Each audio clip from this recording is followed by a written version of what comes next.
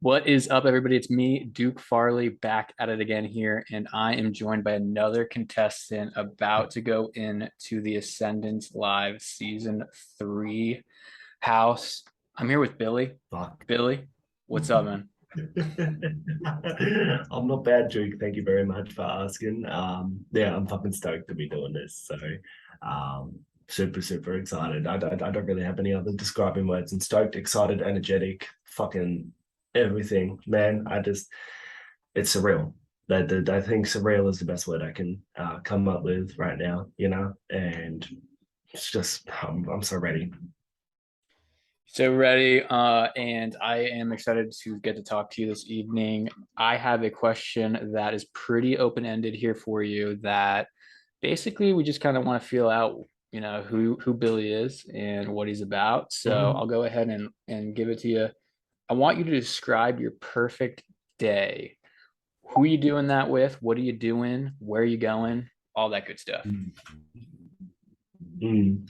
So, perfect day is I'm just in my room watching Netflix, cuddling with the pugs, and watching Riverdale. So we're all good. No, I'm totally kidding. Um, so my perfect day starts off waking up at a reasonably late morning time. I'm refreshed. I'm good to go. The sun is shining bright. I'm back home in Melbourne, Australia. Weather's perfect. The people are excited. The atmosphere is electric. And I just meet my family, say good day, have a good poached eggs and bacon breakfast that my dad makes. He makes the best fucking poached eggs in the world, I tell you what. And it's just that the yolk is just runny, the toast is perfect. It's just a perfect fucking combination that has to be as crispy as fucking possible, right? That's the only way it's going to be enjoyable. I have that. I soak in the sun for a little bit. I say, give a little hug to my pugs who are the love of my life. I got a 13-year-old named Lucky and a 4-year-old named Angel, who's a pug cross chihuahua. She's a little devil, but misunderstood, and I love her for it. I'll go out to have a little day trip. Let's go for a little day trip, I reckon, down to Lawn, my favorite beach place. I'm with my friends. We're drinking beer. We're drinking just whatever there is. We're having a little bit of a swim. It's that perfect temperature where it's warm, but it's cold. It refreshes your body, not freezing. That is enjoyable. It's just revitalizes every single fucking fiber of you, those blood cells. You go out to the pub, you have a nice chicken parmigiana with the chips that are under the parma as well. They're a little bit soggy, they're seasoned perfectly, right? You're just getting drunk, listening to music all night. It's a little karaoke machine. We're just singing our fucking hearts out, having the best of times. That's at home. Best day ever for me. Every single day I travel in this country of the United States. Sorry, and I can describe that a little bit more because that's really why I'm here. And I just describe that. Just the beach, anywhere with the beach, it's a perfect day for me. I will say that. I have a gray hair. Holy shit, I'm 22 and I have a gray hair. What the fuck? Jesus Christ, Jesus, I need to stop doing this. And it's not what I'm trying to play. The night just goes in. We might have a bet or two on the horses, see if we can get up, see if the crowd can get lively and shit like that. And no, it's just going home. The Nintendo Switch might be on. We play a little bit of Mario Kart or some shit like that. I'm Toadette, always. The pink bitch, always mine. And I fucking fuck those motherfuckers up. So yeah, that will be my perfect day. But as cheesy as it sounds, it's another day alive. And you gotta make the most of it. So yeah. Wow, that was very descriptive. I really enjoyed that. It sounds like a Thank you. dope day, Billy. Thank you, Duke. Thank you, thank you, thank you. It's been so long. How are you? Let's turn this over. How are you? How are you doing? Are you having a good day? I'm doing good. It's almost the weekend here in Philadelphia. Mm-hmm. Got a nice weekend Exactly. lined Beautiful. up. I'm going to So, Philly. I'm going to Philly soon. So well, we'll have to get some chicken parmesan. fucking perfect. Let's get into some game questions here, Billy. Who Mhm. from a past season of Ascendance Live would you work with if they were in this season with you now? So that I really toward navigate and gravitate towards people who can sort of bring my energy down and keep it to the same level while also comforting me and reaffirming me. That's my whole thing. And I feel like the best people that I've seen do this would be Michelle Mings. Um, she's really collected and knows how to navigate through this game whilst not making people target her. But she's a loyal motherfucker as well. And that's something that I always look out for. Other people would be Erica Skiles as well. I fucking love her to death. Um, and then you also want to work with people who are on your level of crackheadness as well. So Keaton, 100%. I love that dude. And I feel like we go against each other, it's because we both just want the fucking crown. It's at the end, you know. We both have that level of respect for each other, but we both know we're fucking crackheads. But we love this game more than anyone. So yeah, I don't make sure I'm making sure I don't forget anyone. I think that's the main people that I would work with for sure. Cool. Please ask me the opposite of that question. I have asked me the opposite of that question, please, next, because I need to scream it. Go for it. All right. So who I wouldn't work with? Go for it. Yeah. Oh, girl, Chris, you fucking rat ass motherfucking bitch. I'm going to beat your fucking placement. Period. You heard it here first. That'd be exciting to see if that were to be a possibility. But let's move on here. Your number one ally is being targeted early on in the game. Are you going to let them be eliminated, or are you going to try to flip the vote? No, I'm gonna flip the vote 110%. I'm loyal to the soil and I will fall on the sword for my allies, you know. So best way to go about that would be um hey, like I understand that this person is a target. I don't think that it would be the smartest idea yet because trying to use any sort of argument, they're a target along the line. So it buys us an extra round if they survive for a little bit. They will see that we're loyal to them, and then having someone on their side like that would be perfect. I think there's other people that need to be taken out first because that's going to be better for our game. I'm going to make sure that they don't think that we're very, very close in that way, in a game level or at a personal level. But I will do everything to make sure that they are protected.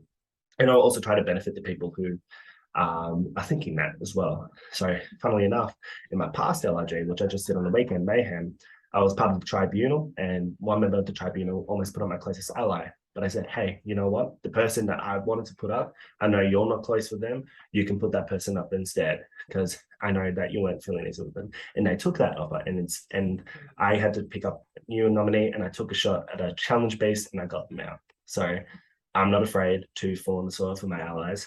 And even if it makes me a target, that's the person that I am in real life and in game. What is a challenge that you would dominate at? Anything music related, I can do. Guessing a song, anything like that, or I love music. It's a musician in me. Puzzles I'm not too bad at as well, especially tangram puzzles and slide puzzles. Those two are fucking killer. Anything to do with flip cups. And I feel like when it comes to the LRG scene, I feel like I can do endurance not too bad as well. So I feel like it's about maintaining that level of not becoming too much of a challenge threat, while also seeing the challenges you're good at and seeing if it's a good opportunity to strike. So, Billy, sleep is a huge factor in Ascendance Live. How many hours can you efficiently operate on? Give me a fucking Red Bull and I'll go on too. I don't give a fuck. Like when I play games, it's game mode and I gotta take emotion out of that, you know. And it's going to be exhausting 100%, but I'm used to living in an entirely different time zone. And I came into the States before my first LRG, using a couple of days to catch up with the time zone. So I feel like for me, it shows that I'm more determined than anybody in the cast to get on whatever level needs to take in order for me to progress in the game. I don't care if it's on 2 hours. I don't care if it's on fucking 12. Of course, I'm going to prefer if I have more sleep, but it's also going to depend if, hey, am I targeted? Hey, am I in danger? Hey, am I in a good spot right now where I can afford to sort of lay back a little bit and try and rest up? But at the end of the day, like, just give me the right appropriate materials that I need. I'll be good to go. I don't give a fuck. You know, I went on 5 hours of sleep, but mayhem one time I slept from like 5 or 6 to 10. And then I did that for the next day as well. And I made it to day 2, which is a fucking in a game with 29, I came 11th/12th. And I don't know, in a challenge-based game where it was free agents and it won for all, I think it's a fucking huge accomplishment, and it shows and it proves that I can do that. Are you so you're not afraid to crack a Red Bull? 100%. Fucking 100%, Mr. Duke Farley. What is your opinion on throwing a vote? Your boy loves a little bit of paranoia. Hell yeah, he does. Um, it definitely depends on the scenario. But if it is good for your game, fucking do it 100%.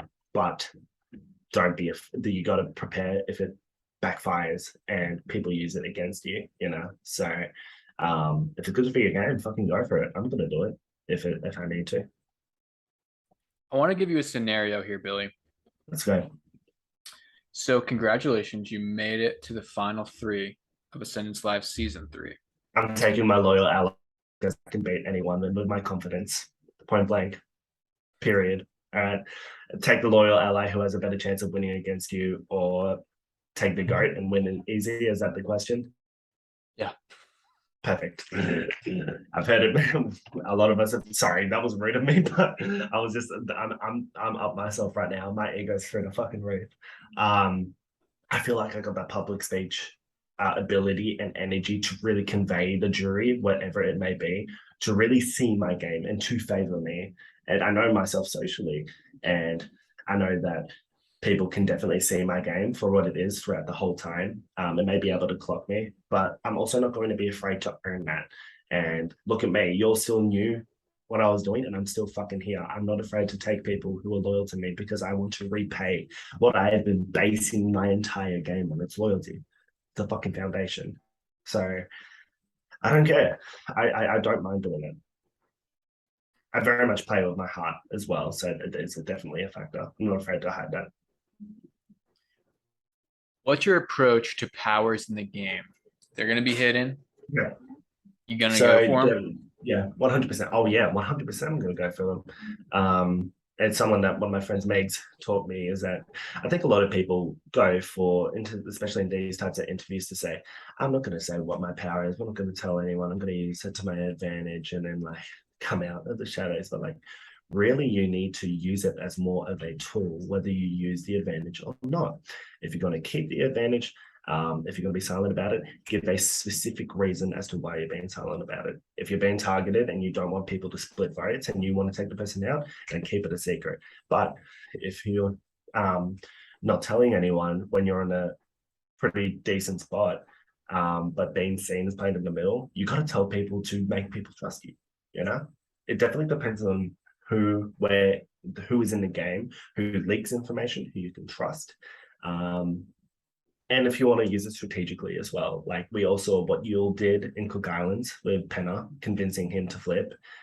It's just a simple scenario. Just use it to your advantage, whether you play it or not.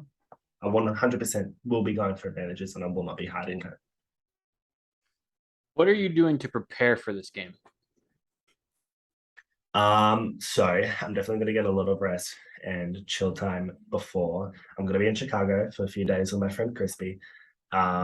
Just to I know that he is someone that I just really enjoy my time with and that I feel comfortable with. I love talking shit with him though. I fucking Crispy, when you're watching this, I love you and thank you. But really just getting myself in the mindset of just like really chilling and going in there, preparing whatever it takes. And I guess in terms of preparing for the game aspect, I feel like I was just playing the LRG that I just did last weekend, because now I know, okay, this is the scenario. This is how crazy it could get. Now I know what it takes. It's probably going to be not as dramatic, but it's definitely going to be more exhausting. And I know now what I have to do in order to go forward. What's one thing that you want to accomplish out of this experience? I would like to make jury. I would really like to make jury. I don't want to get a pre-jury. I didn't fly across the whole fucking globe just to get a fucking pre-jury flop placement. No chance in hell. But I think also just making an impact, whatever I do.